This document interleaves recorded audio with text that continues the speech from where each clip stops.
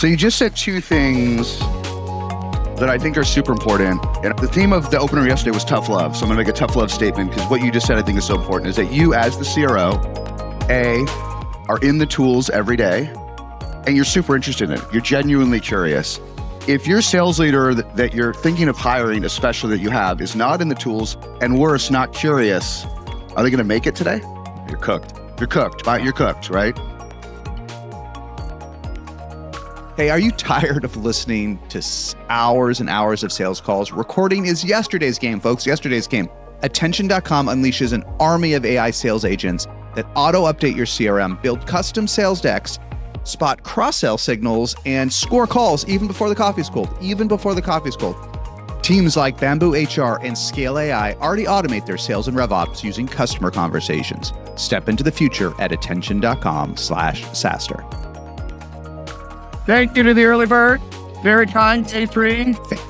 Somehow by day three, 9 o'clock. Becomes very early. Kyle, thanks for coming. Thanks for having me. A little background, maybe a month or a half ago, we do a SaaStr workshop Wednesday where we do a live meetup. I did a version of this, AI and how sales has changed a month ago, and I went to redo it, and so much has changed in 1 month. So I want to talk through where I think is going to happen, and then Kyle is free.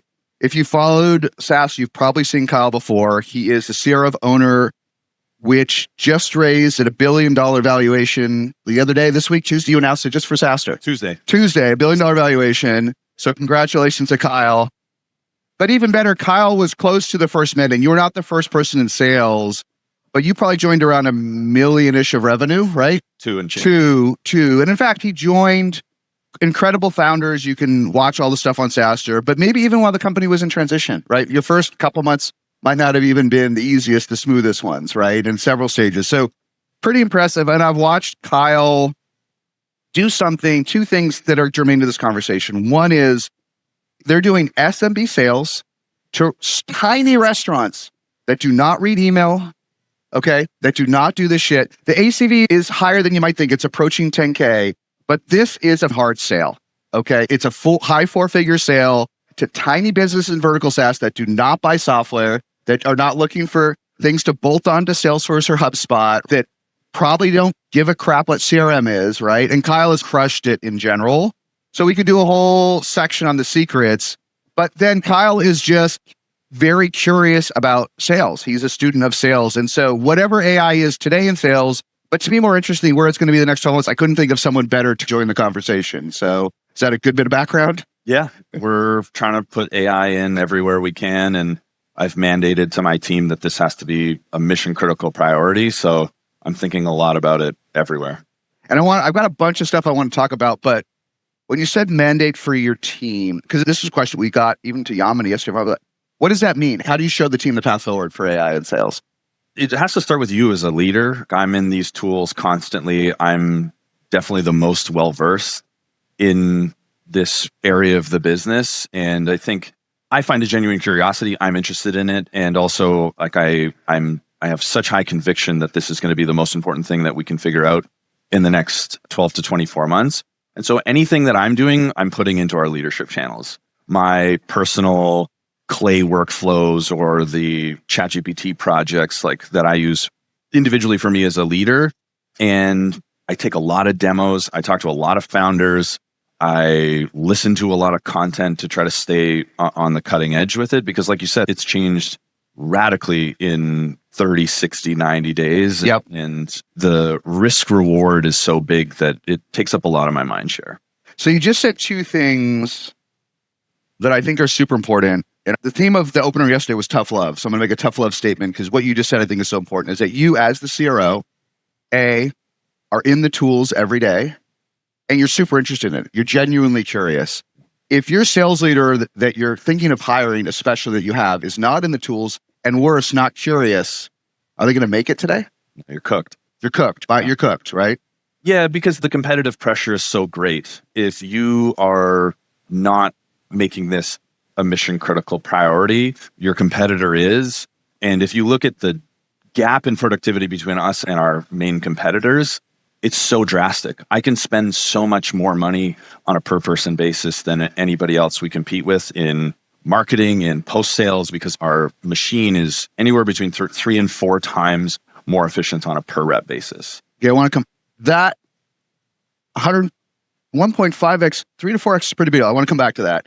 But you're cooked, right? Yeah. I genuinely think and that if anyone on your executive team, or honestly, I know this is tough love, anyone on your team that by June 30 is not deeply curious, like is not pretending to use ChatGPT once a week to get recipes, your team should be both scared and a kid in a candy store. A kid in a candy store. If your team is not like, this is effing cool, right? Every week I use a new tool, right? And I was slow. And I want to talk about this too. I was into AI as a student, but until we launched our SaaStr AI again, I said we had 130,000 chats in 8 weeks. Then I've got it. And now I use brand new tools every day. Like all the little videos I made, I use this app called Hicksfield AI, which is super cool. Like a lot of the design, this was done on AI.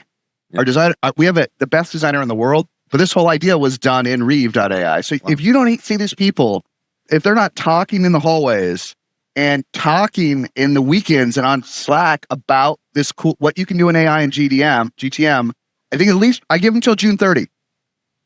But June 30, okay.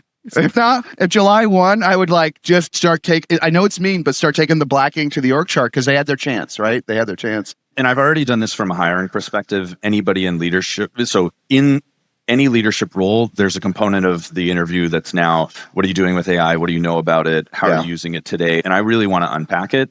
And it's been a mandate. I don't care how good this person is if they're not in the tools and what I consider to be AI native, like we can't hire them. And I have a half-drafted Toby-esque letter for my team. Yeah, Toby from Shopify, who wrote a letter to all of Shopify about how everybody needs to be AI native. I've drafted the same thing for my management team. And again, but it can't be superficial. Like you might not have to get here, but like I'm in Windsurf vibe coding my own apps for internal use. As a CRO? Yeah. As a I don't know, were you an engineer as a kid? No? Okay. You're in Windsurf. I took one Python course in early 2023 when ChatGPT was blowing up just to learn a little bit about it. But now with Windsurf, I can legitimately, so I've got my GitHub repos and I've got it all set up so that I can actually do what I want to do. And so I'm pulling stuff out of the Lever API to run analysis on how we're hiring. Like you can do so much more if you put your mind to it. And that maybe you don't need to get to that far right away, but it can't be recipes in ChatGPT. That doesn't qualify. And so when you're interviewing an AE or an SDR today, and remind me the ratio of like general outbound to inbound at owner, but when you're interviewing for either role, what's a good answer to that question? What's a good answer to the interview? I'm not actually as concerned for ICs. Yeah. Because we are running an SMB motion. And so most of the automation in AI is centralized. It's in my BizOps and RevOps team. I'm now hiring for a GTM AI lead. So somebody who will do nothing but this within the RevOps organization. And so I don't actually need the reps in a bunch of tools messing around. Okay. But do they need to be AI curious? I think long-term they should, but for what I need them to do, I don't actually care because so if you were an enterprise rep, absolutely. But for me, I'm going to do the AI call prep and sell between work and the CRM enrichment. I'm going to do that en masse for everybody on their behalf. Okay. I'm hiring 1 to 3 year tenured reps on the upslope of their career. And I don't need them to be recreating the system. They need to operate within my system and execute the methodology. But for the betterment of their career prospects, they should be trying to learn it themselves. It's just funny. I think that makes sense to me. And I want to ask you then, what stack do they walk into today? What's this? And are they more efficient? But it's interesting, if you're hiring folks with 2 to 3 years of experience, right? They could be any age, but let's say they're 24 on average, right? Yeah. I wonder if the ones you hire in 2 to 3, that's going to be okay, 2 to 3 more years. The kids today that are graduating high school or college, if they're not friggin' fluent, even in sales, I don't know, man. Yeah, and I talk about it a lot across the team. Yeah. So I do hope to seed that curiosity. It's not as much of a mission critical thing, but if you're a manager and you don't have a high degree of proficiency to just default to AI automatically for any problem you're solving, then it's really difficult to think that person is going to scale with the business. Chance. All right. Okay. So help us. Then let's be tactical about it. I walk into owner. I'm a new AE with 3 years of experience. What do I walk into? And does that mean I can do more meetings, more calls, more outreach, more text? Like, how does that, what do I walk into? And how does that you said 3 to 4x. I believe you. You're not an exaggerator. That's a big 3 to 4x is a lot. So what do I walk into and how does that output happen? It's a very low bar for some of our competitors. I know. But so everything is on Salesforce as the foundation. Then on top of that, we use Momentum for automated CRM enrichment. And you can basically do whatever you want with Momentum. It can look at call transcripts, run custom prompts, fill in the Salesforce field, run an automation, ping somebody in Slack. If you said the wrong thing on a deal, something that we know is the wrong expectation. Yeah. That'll go to the manager and the rep and be like, Jason said this thing. Immediately. We don't do so that they can correct it before the deal closes. So Momentum is the foundation for a bunch of our automation. And that's been a big focus. Automate everything. Like what is in the rep's way of being on sales calls and following up and generating revenue every single minute of the day. Yeah. And so we've gone from, we're probably up 25 to 30% in terms of the revenue generating activity time because they don't have to fill out CRM after. They don't have to update the notes for the launch team. It's all done for them. So it's a classic KPI. Is that a top KPI getting that above 30% time in deals?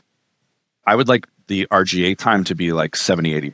70-80%. Yeah. We've gotten them 25 to 30% more revenue generating activity time.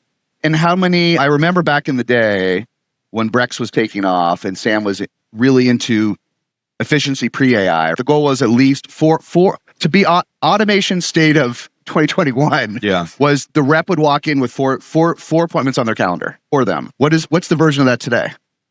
So for us, it's 4 demos. 4 demos a day, still similar number. 3.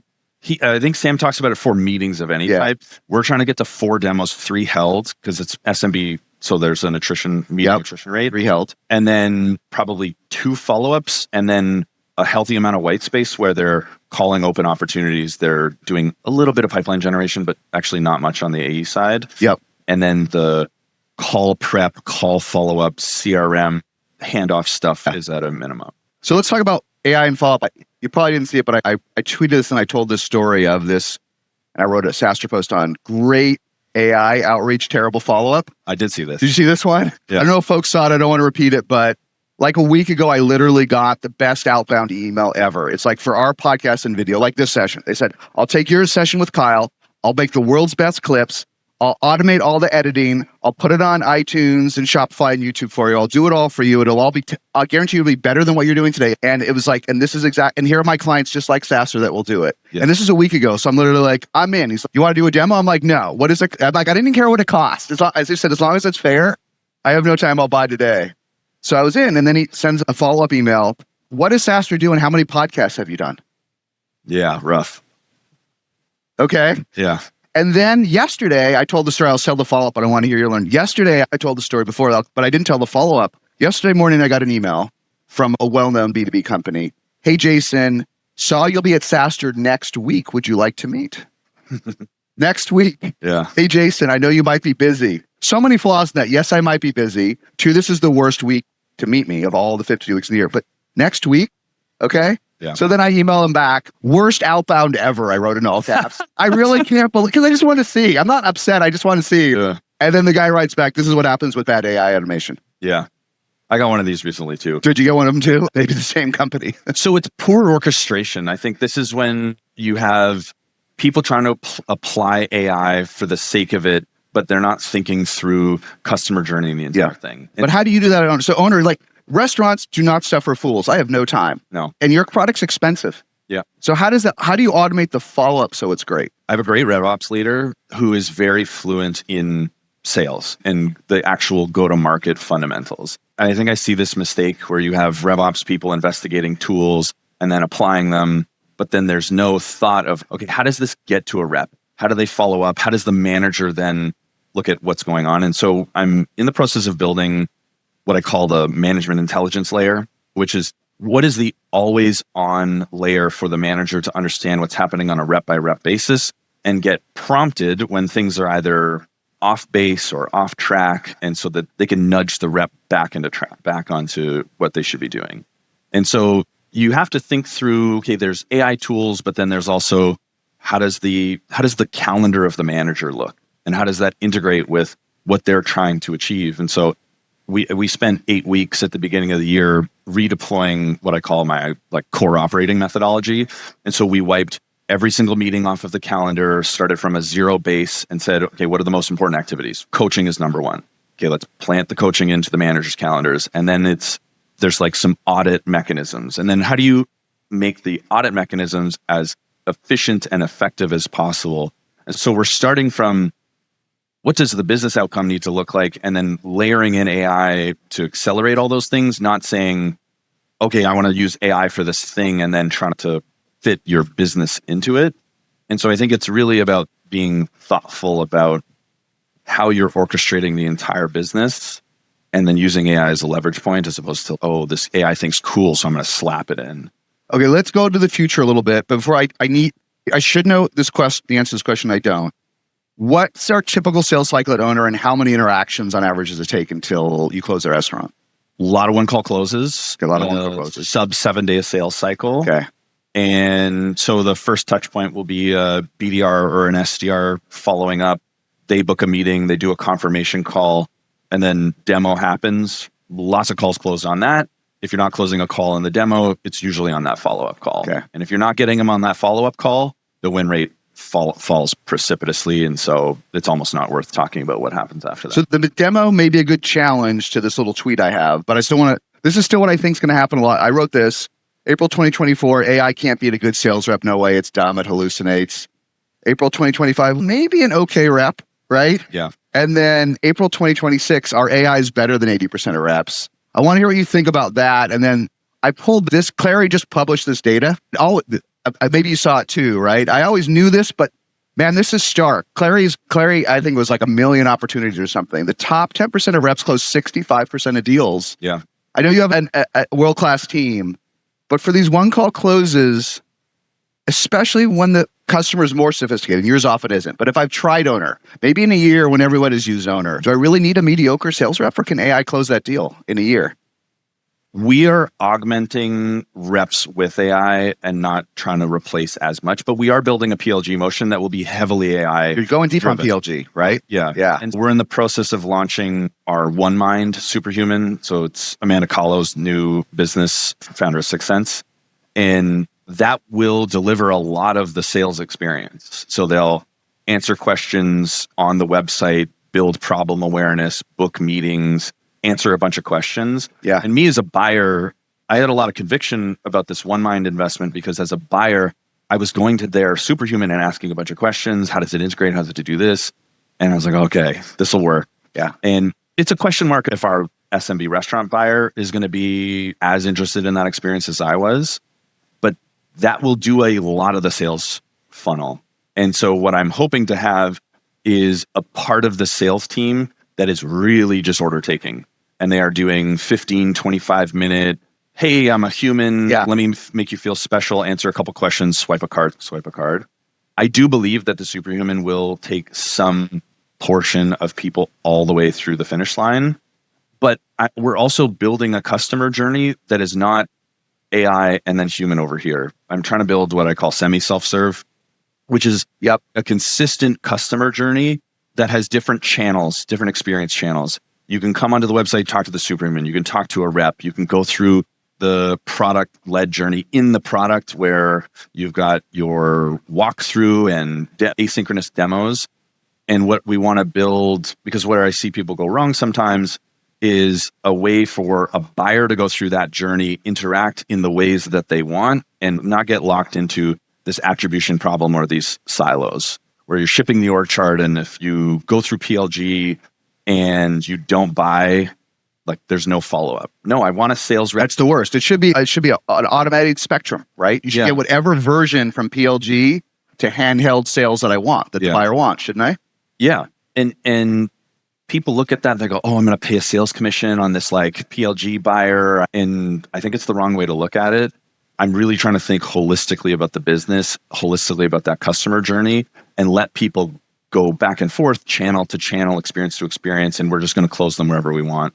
And so you could have a rep that is a recent BDR promote that is closing 50 deals in a month at a 9-10K ACV because people are coming to them very warm.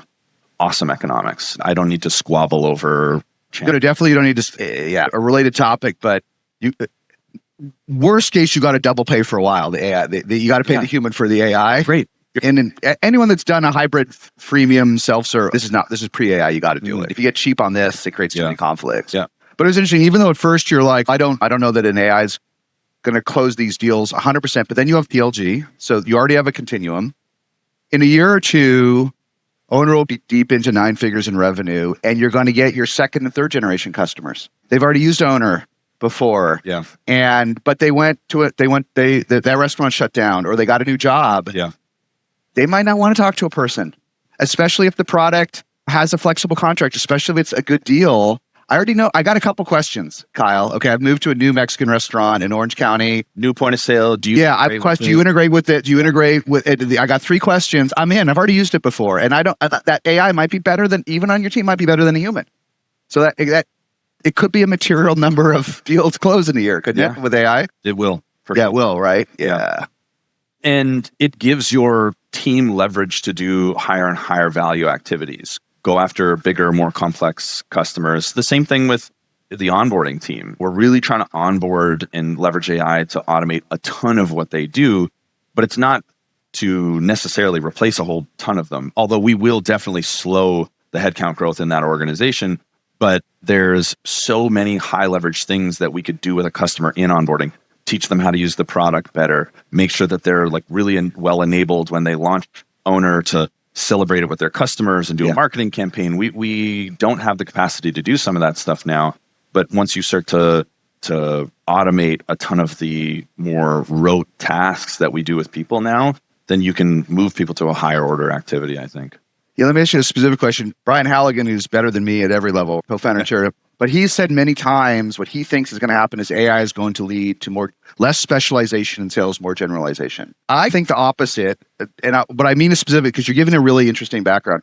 I think what may happen with AI sales teams is you may just have a demo team. You can call them sales, but if the one thing you need a human in an owner is that S-tier demo, maybe the AI does everything.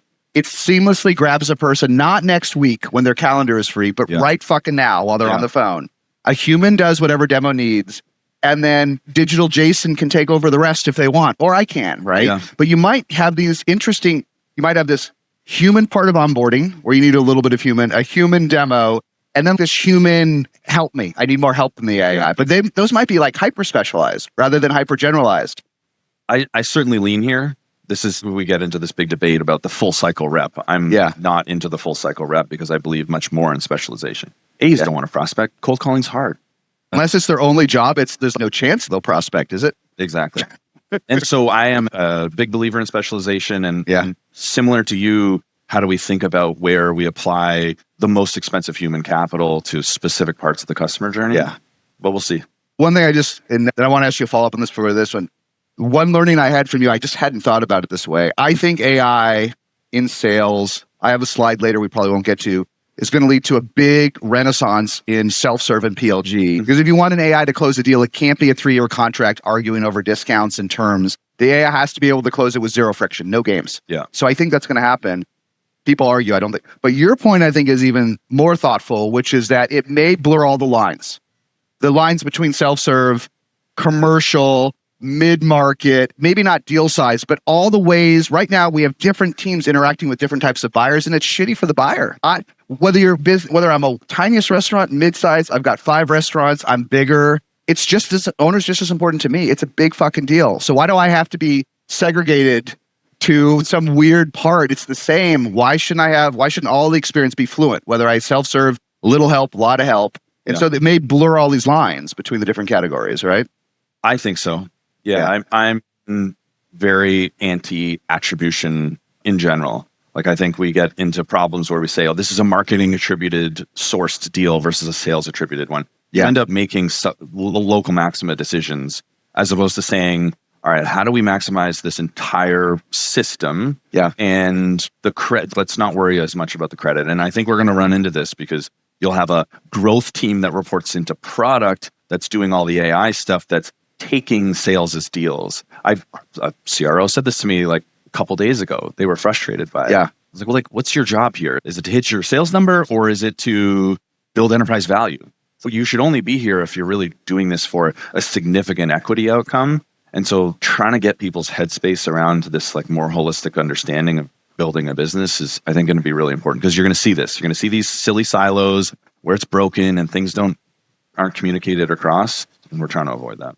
Yeah, I think it's a niche. We'll see. I don't have any passion on this, but I think by the end of next year, a point that everyone from Yamini Rangan and everyone's agreed is all through the dawn of time, we've added better and better tooling. We've added SalesLoft and Outreach and Gong, but sales reps still close the same, 3 to 5. They're closing 3 to 5 times their OTE. They're closing 500K, 800, whatever. I think AI is not only going to boost that up, like your point. I actually think what's going to happen because of attribution is commissions are going to have by the end of next year. Yeah. Because this is how the math's going to work. You're going to get credit for it's not just PLG. You're going to get credit for Kyle's AI closing the deal without you. Yeah. Okay. But if that doubles the output of your org, inherently, instead of whatever you take home 10% overall, 15, it's going to be 5, but you get everything. Whatever your patch is, team. But I think commissions will have to have as part of this. Definitely. Yeah. I think where there will be some pressure the other way is for the best sellers. If you have an elite mid-market and enterprise seller, they will have so much more leverage with all of these tools that the competitive dynamic will say, it was only that seller was worth $350K to me before, but now look at what they're going to produce. Like I'll pay $500,000 for that person to pull them from somewhere else. And the best might make more, right? One way or the other, the best might make more, right? I think so. And then let's go on to the next point. But then so you're developing an elite team. You work so hard to recruit the best. That's why you're here. You're here to help the team, but you're also here so people see you. You're constantly, as we've written since SaaStr at the beginning, like most of the best CRs, you're constantly recruiting one way or the other, right? What about the guys we just talked about, the one that said SaaStr's next week? Do they honestly, between us, do they have a job next year in this new world? Do they have a job? That mediocre rep working 15 hours a week from home with 3 side hustles, mostly working on their ADU and their Airbnb. This was everyone in 2021. Do they have a job? I don't think they have a job next year. I think they're going to quickly lose all, and they're not going. And I don't think they're going to step up and become AI experts. I don't think they're going to go to your class at Pavilion and the next week wake up and be like, okay, I want to work 50 hours a week on this AI-enabled sales life. Yeah. What's going to happen to the others? I think you're right.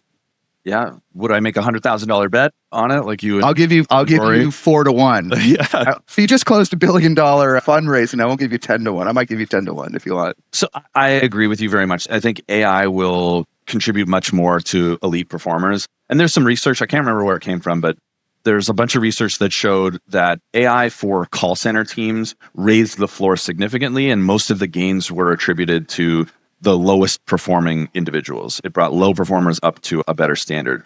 But in the world of PhD research, AI was actually making the best researchers even better. So the gains were going to the most sophisticated people in that craft. Yeah. And I think in many parts of sales, you'll see the best get better and there become an even bigger bifurcation. And if you're doing the side hustle thing and you want to work 20, 30 hours a week, it's going to be really tough to survive. One of the, I've known him for a long time, one of the best sales ICs I've known for years, right? Emailed me this week while I was here. Fucking SaaStr. Hey, Jason, I'm looking for my next role. Got any good ideas? And I emailed them back, have you gone to the SaaStr Fund website? Do you even know what companies like owner I'm working with? No, I haven't done that. If it was 2 years ago, I'd find him a job. Today, I just think it's hopeless.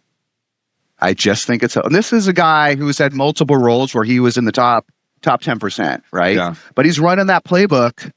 He's always worked from home in shorts, okay, since the very beginning. Yeah. Now it's a Harry Stebbings vibe, okay? But back then I was like, I remember when he was hired back then, I'm like, we can't hire a guy that works from home in shorts, but he crushed it. Yeah. He crushed it. But man, that wasn't enough effort, was it? Emailing me in the middle of SaaStr, didn't even know what's going on and just said, hey dude, I'm looking for a job. Doesn't even know what I'm involved with. Yeah, that's tough. But my point is he was great. I don't think he's going to make the jump. Without knowing him, I definitely lean in your direction. It is going to be a very difficult market to survive in if you aren't still in a career stage where you are out there trying to figure out the next thing. Yeah. We haven't gone through this big of a dislocation since the beginning of the AI acceleration tool era. And I was super early. I was like one of the first Salesloft Cadence customers. Kyle Porter onboarded me himself, and we got like a 5x leverage on a per BDR basis. The BDR team I inherited was like a dumpster fire, but all we had to do was some better training, and we gave them this tool that nobody else was using, and we still used that like predictable revenue playbook. Yeah. Hey, I'm looking for the person that does this, and people would respond to that email and tell you the person, and then you forward it. That obviously doesn't work anymore, but the competitive advantage we got then was so significant that it changed the trajectory of companies. And the same thing is with AI. Yeah. You're going to win, or you're going to adapt and build a competitive advantage, or it's going to be really painful. And some of this will be competed away because everybody's going to do it. And so thinking about how to do it most thoughtfully and be ahead of the curve, things have never been more difficult, I think. Yeah. So this one, I think we hit the slide, but feel free to add on top of it. This is actually a slide from Gorgeous. We talked about it. They've got 20,000 more and more AI-driven contact centers and e-commerce in the Shopify ecosystem that Kyle knows. And this is them and their competitors. I blocked out the names, but you don't know who it is. So there's Zendesk, Intercom, others in there. And this was from a couple months ago, so it's already changed. But I'm colorblind. But the bar charts are what everyone says AI does.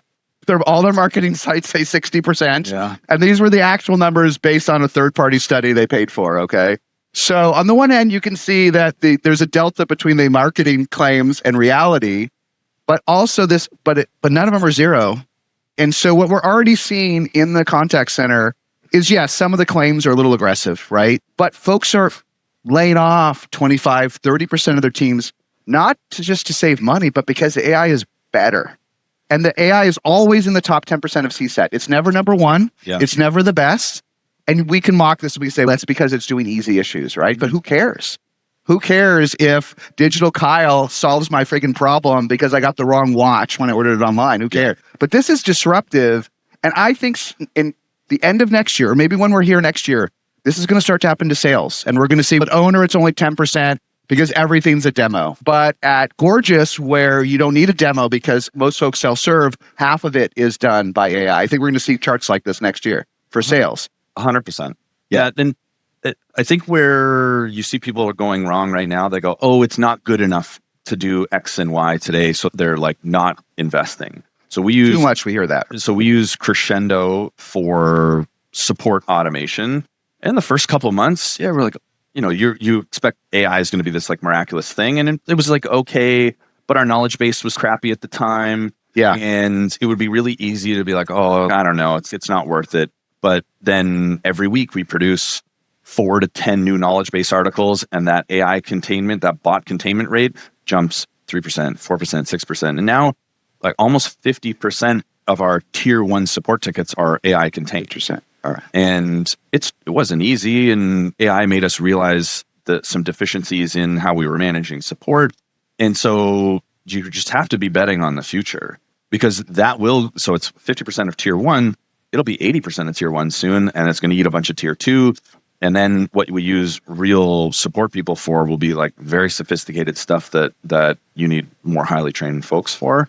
So I think you're going to see that everywhere. So you started, and then I'll tie this to like what I learned from our AI, and then Dara from Delphi's Aptus is going to explain how it really works. But so you started with the tool, you didn't upload enough of your documentation. You thought we uploaded everything. Yeah. We realized that wasn't enough. It wasn't enough, right? Yeah. It didn't just magically work out of the box. So you added more. Did you do QA? Did you see mistakes and update and interact? Yeah. Every day? Every week there's a QA meeting with Crescendo and their team, and we go through what needed to be escalated to a person and why, and should that have been bot contained? We go, oh, there's nothing in the knowledge base that explains how this is done, even though our support team might know how to do it. But then they just go add the training every week. Yeah, and then we're using AI to create that information. It just gets better, right? Yeah, through Guru. So we looked at a bunch of like knowledge base AI stuff and ended up using Guru's AI. Oh, that's solution. Cool. Yeah, Rick's been doing this since the beginning. Super smart, the CEO. Yeah, and that's a great example of a company who could have been massively disrupted, but they went all in really fast. And we looked at a bunch of comparative things and we're like, oh, the best tool is the one we have. We just need to turn it on. And so now when there's answers in Slack, it pulls that into a knowledge-based suggestion. We do the knowledge team does a quick edit, clicks publish, it's in the knowledge base, it gets picked up on the Crescendo side. And so there's this flywheel now of issue identification, content creation, deployment, and that loop is fast. Yeah. For us, and Kyle's stories, but just to tie it together, if you go to try our AI, it's on SaaStr.com in the chat bubble or in the middle of the homepage. And you can see it here. It's trained. It took about a day to train it on 17.8 million words of content, and it was pretty good. And already it was great because maybe it had more content than your knowledge base. It has 12 years of SaaStr content, very specific. And then once in a while, and then I read as many of them as I can. And once in a while, I'll tell you what I learned, specifically the mistakes it makes. And it's not that many. It makes a mistake. So and I enjoy it. I like it like you do. I like this stuff, right? So when I'm having my second cup of coffee in the morning, I see what the handful of mistakes it makes, a couple percent, and I just go and I change it. It's literally, I don't even need a team. I do it in 2 minutes. The only real hallucination it did, and it is interesting, is for SaaStr Europe, it kept telling everybody the wrong date for this year. And why did it do it? We have, and maybe Derek can explain to us how the ragging and vagging and vectoring works, but we've been doing this since 2017, but we didn't publish the date online. So it was guessing. Yeah. And it kept guessing, and it didn't guess the same, which is interesting. Sometimes it would say, we'll see you in London in September. Sometimes it would say June, because we've had it at different dates. And I saw it a couple times, so I go and there's literally a train thing. It took me 5 seconds. And I said, the question is, when SaaStr Europa? I said, we're having Christmas in London first week of December, and the next time, so it's just keep improving it. This is the thing people don't get if you haven't done it. If your AI is great out of the box, great. Okay. If it does 20% of things, that's a lot better than zero. But just improve it. Yeah. Take a fucking platform. It doesn't actually matter if it's Guru or Crescendo or Gore, or doesn't matter, and just commit to making it better every week. And you'll be shocked where it is in 8 weeks, right? Yeah. 8 weeks, it'll be so much better.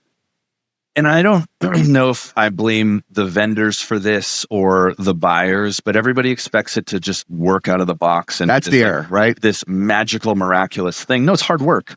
And we had the advantage at Owner of being a very disciplined documentation culture. And so we use this company called Avara as an AI sales simulator. And now it's an AI sales coach, but I write a lot. And because we're a remote company and I want everybody to have written documentation of all the things that we want to teach you. And so when we got stood up with it, it very quickly did a pretty great job of mimicking not a generic Challenger style or Sandler. No, this is my methodology that I've created over the years because it's all written. But that's really hard work. And we have the advantage that it was already done. But I think the buyers of these tools need to understand that you need to go do a bunch of the foundation work to create the content and tweak it every single day, every single week. I'm in the OneMind sim on every other day, just doing sims and filling up the spreadsheet. It's not easy, but the leverage is so significant. I know that every hour I spend there, the incremental leverage of now this thing getting in front of thousands of website visitors every single week. You got to do the work, and it's none of it's magic. This is people. Some of it, to the prior slide, is vendors overpromising. Let's be clear. Yeah. But SaaStr annual last one was not a year ago. It was only in September, and everyone laughed about AI SDRs. Okay, Tomas Tungus came and said he did this survey, and no one could get them to work. I didn't have an opinion, but I did it on our LinkedIn poll. We had 3,000 folks. Only 2% folks said they get the AI SDR work, and so I'm all in. But I missed the point. Yeah. I missed the point that fast today SDRs do work. In fact, the stories I just told, Yamini said she responded to 2 SDRs. It's just, you got to know what the tool can do. Yeah. And every month it's going to get better, but expecting that the lazy approach to AI is also death. Yeah. The lazy, I'm going to hire an agency to do AI SDRs. I'm going to just hire a clay agency and I'm done. That's where you're also going to get slaughtered. You got to be in it all the time. Maybe forever. We have to be. How we train our AIs in 2 years is probably nothing like today, but we're still going to be training them. Yeah. And maybe our AIs will train our AIs, but... And you'll be at some point managing a bunch of people and a bunch of agents, but that's real work. It's a different type of work, but it needs to happen. Okay, we won't get through all of this, but I want to hear you as a case study on a few of the points that I've made in the past. This one that folks can't see, but I said, not everyone has the quality of team of owner, but I said AI for us, this is what I learned from our AI, is already better than almost any BDR I've talked to in terms of qualification. The average kid coming out of 1 year of school that doesn't know how to spell owner, that has done no research. That doesn't happen in owner, but man, it happens. It happens elsewhere. That can't answer any of my questions. Like, it's better. So what I did for us is we have this prospectus for the sponsors here. It's public facing, but then we have this document, 100 pages that Amelia's developed on everything. How can I get ice cream in my booth? What's the artwork look like? What's the DPI? What is it, right? On our little team of 3, they don't know the answer, right? Yeah. I stuck it in our AI through Delphi, and the next day it could answer all the questions. Mm-hmm. And it started, and then it answered all the related questions. And then it answered questions, what's the difference between a silver booth and a gold booth and a bronze? And then all of a sudden it was better than any human because there's too much detail. Yeah. That amount of you can only expect so many humans to know what's the size of the ice cream cone I can have in a silver booth and what time do I have to show up and how many leads will I get? Yeah. And it said on average, you get 218 leads for your type of person. So I'm like, I've never met a BDR this good. Yeah. And I think, so my view, and challenge this, I think the mediocre BDR in a year will be out of business. I don't think we'll need any of these BDRs that when you reach out, I think a website an AI should be able to qualify. And no one likes to be qualified. Yeah. I can smell the qualification, can't you? Oh, yeah. It smells smarmy. And so I just don't see the need at all for this not outbound, but this qualifying BDR very much in the future. I think for a ton of markets, that's very true. I think there's some niche cases where you have a prospect that really wants to talk to a person. And for us, it's going to be really interesting to see the pickup rate of our one mind superhuman with a restaurant buyer that is not very technology savvy. Yeah. And I'm hoping to be proven wrong and people to love, and because it's AI Adam. That's the thing. We've trained it to. I think they're going to love it. They love AI. Now I know it's tech focused, but they love AI Jason better than me. And so I think at least by volume. At least by volume. You can't remember every single thing you've ever written. It's impossible. And so I think for most markets, this is very true.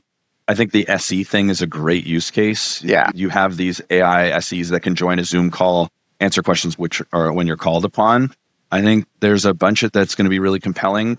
But then there are the solutions engineers that are great at asking the really incisive business questions and have worked with a bunch of similar customers, and there will be value. But again, it's the best will still have a place, and anybody that's punching a clock, why wouldn't this be better?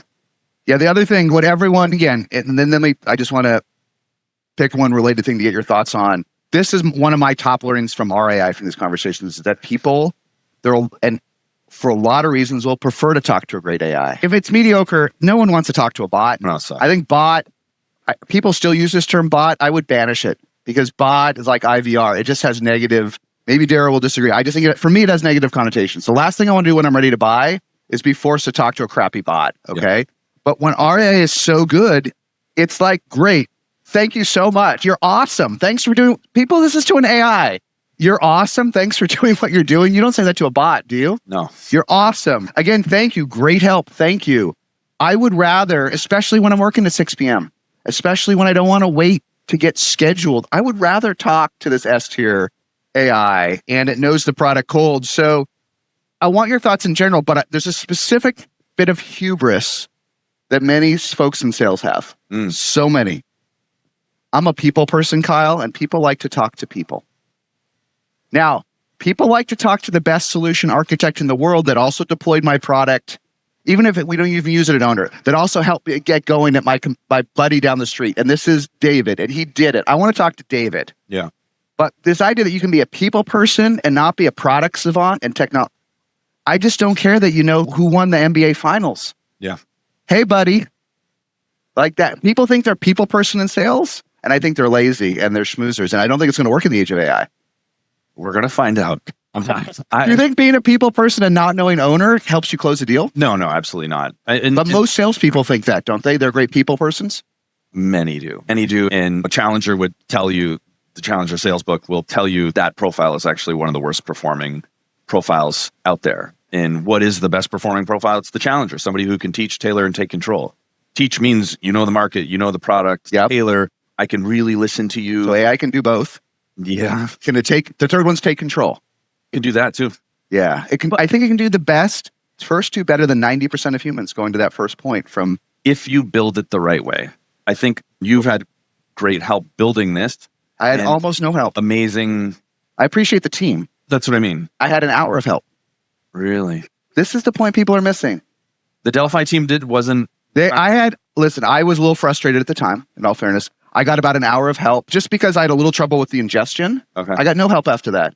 Maybe in the background, I got a little. I've done it. Wow. I talk to people, they're like, yeah, I hired this aide. I'm like, I did it. Listen, I'm a little tech savvy, but I haven't pulled up my Python coding. Okay, I love Windsurf. I'm not using it. Yeah. I do it. Not no one on the team. What? Good for Delphi. That's a great. Yeah, but all the tools in Delphi is cool, but all the tools should be this good. There's no excuse in 2025. There's no excuse. They're definitely not. This is, I think, a lot of sales tools are not as good as Windsurf, and they should be. Yeah. When sales tool, this is my view. The only reason sales tools aren't as good as Windsurf is because Varun isn't building a lot of them. Yeah. Okay. I just think, and there's no criticism. I love everyone that's here. There aren't enough S-tier founders. If a bunch of S-tier, like the best in the world said, you know what we're going to build? An AE. Not all the other stuff, not discovery, analysis, sentiment. Yeah. I'm actually going to go further, Kyle. We're going to build, you and me are going to hire the 3 best engineers out of OpenAI and Windsurf, and we're going to build a complete AE, not a partial AE. Okay. Yeah. I think we could do it, and I think it would blow. I think it's possible today because it's possible in Windsurf. GTM tech oftentimes doesn't attract those founders because it's so competitive and people don't want to invest in it. And go be that one. Be the Windsurf of your category. You will run away, I think. I agree. I very much agree with that. Maybe there's a little bit of that. Yeah. I think there's that in restaurants a little bit. Yeah. I think there's one of the challenges that so many of my CRO friends have is trying to figure out who to choose. And there's so many okay products that are a great demo, but a really bad implementation. And there's 1,000 people in every single category. And so you got this sort of paralysis. And so you have to be quite good at picking these early stage winners. If you want to be early, it means you're partnering with really young companies. And I've had the advantage of doing a bunch of angel and being involved in some venture funds and following it very closely. So I've been able to take my founder radar and apply it to the vendors I'm choosing. And so I'm choosing founders that have that like A+ upside, that have a really sharp opinion on the market and have probably done it before. And so I've made some pretty good bets. Like Momentum is winning in their category. Avara, like they're ripping, like shipping product at a ridiculous rate. And I think that's a big reason we've been successful is because we've chosen good tools. And I see a lot of people choosing this, like the most random things coming out of. Yeah, for sure. It's complicated. Our AI gets this question a lot. What should I use? Yeah. Because it is confusing. My meta advice is when the world's changing, copy someone you respect, whoever it is. It doesn't need to be that stack. It could be it, but talk to someone you respect, copy it, and then go in with high but measured expectations. Go in and do not expect magic, but do not expect it to be magical immediately. This is a commitment. Whatever tool you pick, Guru, Delphi, whatever tool, Artisan, which is very cool, all of them, Ampark, and then every week you got to invest. Yeah. You have to invest for real. And this is going to make CROs have to be much more technical. Not engineers, but much more technical. And then whatever platform you pick is still immature today. It's still immature. But invest in it, improve it each week. And then the magic is going to your point. If you have a high velocity team, the product itself will get better every month. It's small, but with Delphi, like when we launched this 2 months ago, it couldn't ingest PDFs, okay, for whatever reasons. Then it added it, and now founders have uploaded like hundreds of decks for VC. Give me feedback on my board slides. Give me feedback. I didn't have to do anything. They just added it, right? Yeah. So if you invest in a platform and the team is high velocity, every month it will get better too. But you got to pick one and expect like you'll get half of what you hoped, right? And half's a lot. And you have to be really committed to making it work. You got to put the resources behind it. And as a CRO, you have to consistently push people on it. The amount of times I have said in Slack, use Momentum for that. Yeah. Somebody will be talking about, we audited 20 calls to see if people are doing. I'm like, what are you doing? Use Momentum. You can just write a prompt, run it on every single call that ever happens, stuff it into a Salesforce field, get a Slack notification. And so I've pushed it so hard on so many things. Now the muscle is there for people to have an idea and go, I'm just going to talk about RevOps and building that into Momentum. It takes 20 minutes to do. And so you have to put in the work to set it up right and tune it, but then also consistently push adoption down to your folks. The other thing I'll say about picking vendors is push for pilots. Push for somebody to show you that this thing actually works. It's not always possible. And why not? Why isn't it possible? I may get there's training, but I'm with you. I agree with you. Push for pilots. I don't mean to be a grouch, but if you can't get a pilot, this is just me. I'm being a little, but I mean it. I wouldn't buy the product. Yeah. There's exceptions, but it says something if you can't get a pilot, isn't it? That it's hard to deploy.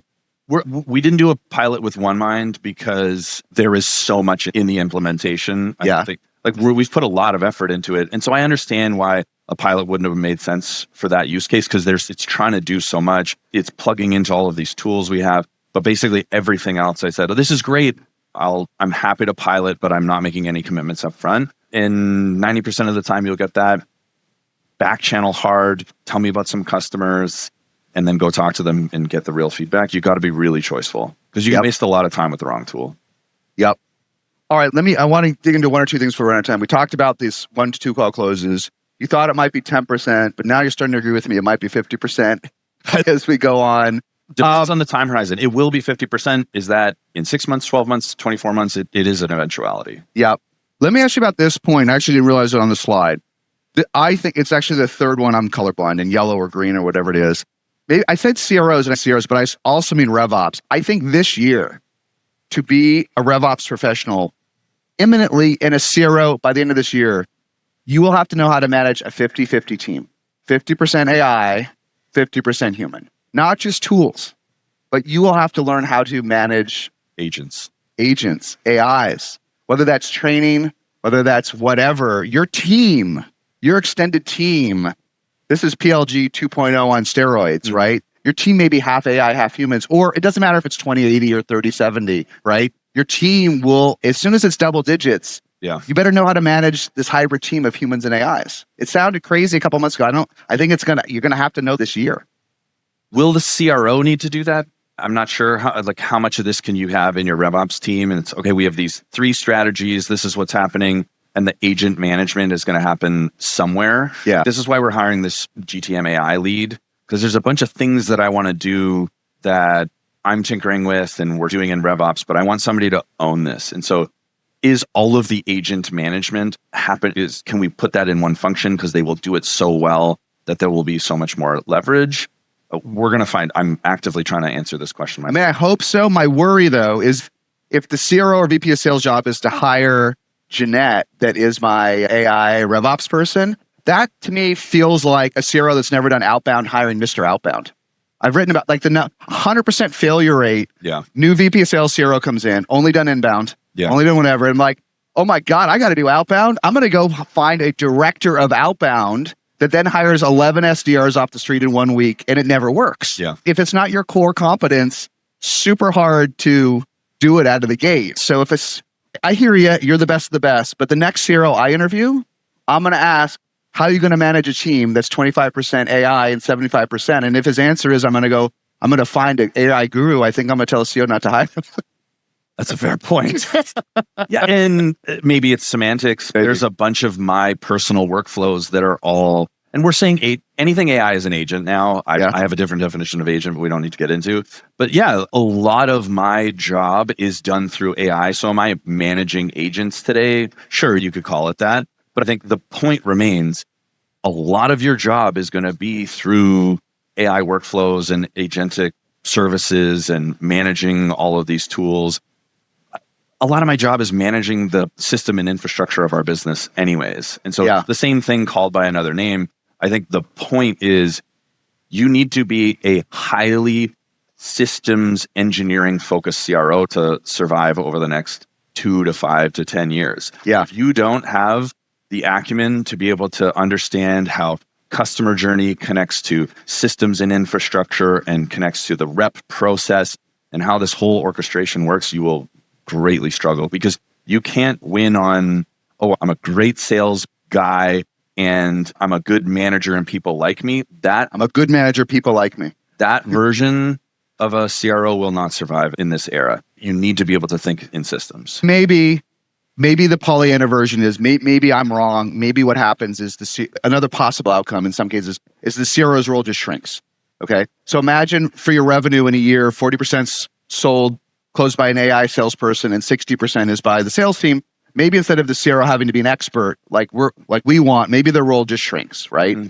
And certainly like in the B2C side, you've seen some of it at Shopify or maybe at the low end of owner, in some ways that happened because marketing does much more and more of, if in the B2C side, if marketing can just run the campaign and close the deal, there's no salesperson involved, right? So maybe they don't become dinosaurs. It's just they become, but even that's a hopeful view, right? Is that a dated skill set just gets shrunk? But I think you're going to have to manage your AI team and your human team. Yeah, I agree. Which is different than a tool. It's harder than a tool to manage an AI team and a human team, right?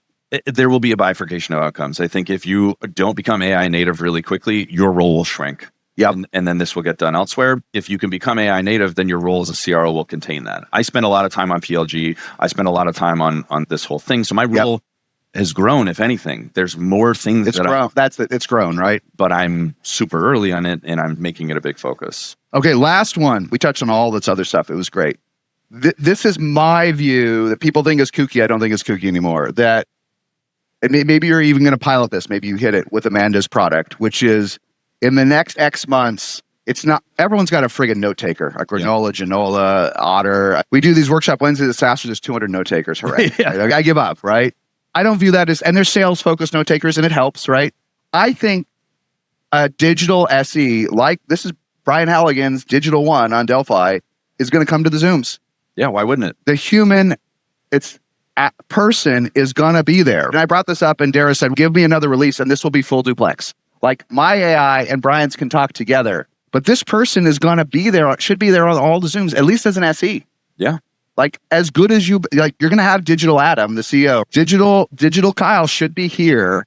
That is you, but better because you know everything in the product. This human-like version should show up. I think this is soon and will change the whole way we do Zooms and sales. This is very much on my roadmap. You're doing this, right? Yeah. Not a note taker, not someone to send a chat, literally a human-like person that we're not pretending isn't an AI, but is better than a human as an SE, right? Yeah. And can be activated when called upon and also proactively jump in. What I would like is when a sales rep says something that's incorrect, the AI goes, actually, the integration isn't like this, it's like that. That's what I can think is going to happen. But for what it's worth, and then we'll break, I don't think it's going to be proactive. I think this only works if they're on every call. Yeah, they'll be on every call, but every call. And they listen, and then you ask Kyle, actually, I'm confused how our POS integration works. And Digital Brian jumps in, this is exactly how it works. And it's a little digital, but it's better than a human. But not, I don't think that rep will even get to choose. It will be on every one, like a note taker. Absolutely. The rep will not be choosing at owner. It will be there. You're the best. We'll dig on this more in the coming months. Thanks, my friend. Thank you for having me. Thanks, everybody.